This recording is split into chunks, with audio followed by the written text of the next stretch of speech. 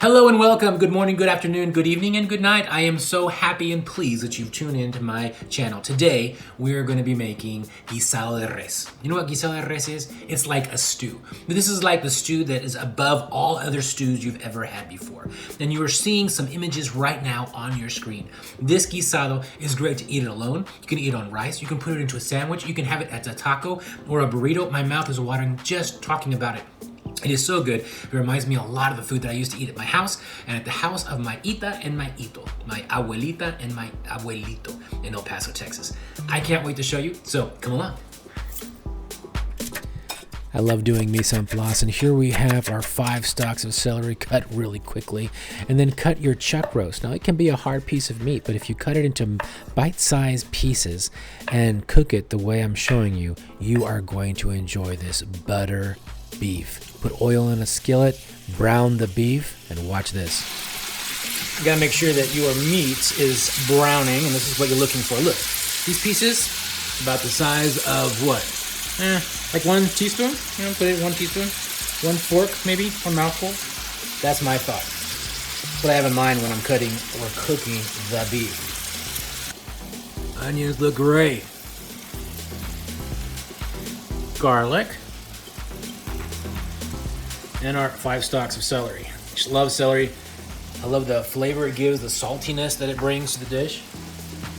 1 teaspoon of pepper, black pepper.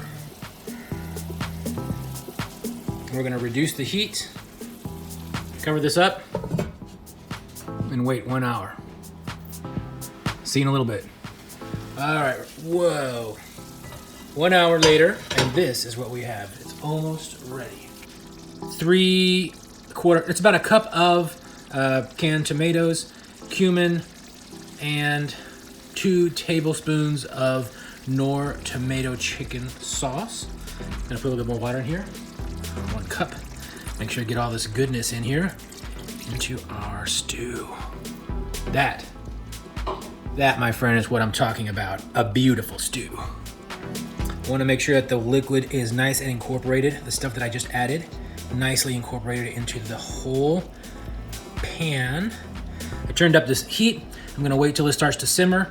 And once that happens, I'm gonna bring the temperature down again and put the lid on, and we're gonna let it simmer for a little bit longer before then tasting, adding salt, and adjusting the flavor.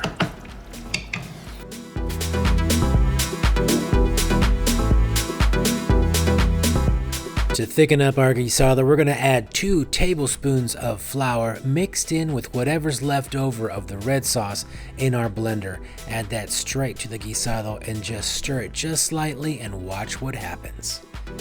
Now I like to add a handful of cilantro to take it to the next level.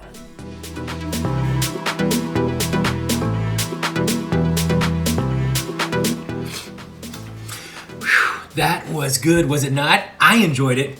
I have a plate right here. It is so delicious. I'm gonna add some of this on it. Cilantro always makes everything taste so good. I've heard rumors that some people cannot have cilantro, which is kind of strange to me. Because cilantro makes everything good. This rice, this Spanish rice, and this guisado, amazing. So, this is chuck. This is chuck, and it is boiled. It is cooked in such a way as to make it butter soft and tender. Oh, it's so good. I've had guisado like this, made with, chunks of potato in it, but I kind of like it the way it is here. You have the celery, the onions, but it's all cooked down in such a way as you're just left with the flavor of the meat, and it's just overwhelming, just warming. And right now in Texas, it is cold outside, and this is exactly what La Abuelita ordered. If you're wanting to make that at home, now you can. You got that recipe. Leave that comment below. Tell me exactly what you thought of this recipe. I'd love to hear about it. And as always, go ahead and like, share, send it off to somebody, remind somebody, tell somebody of the recipes that you're learning right here. Enjoy this recipe, because I am enjoying giving you this recipe to make it at your house. And as always, mi cocina es tu cocina. Thanks for coming by. I'll see you next week. Bye-bye.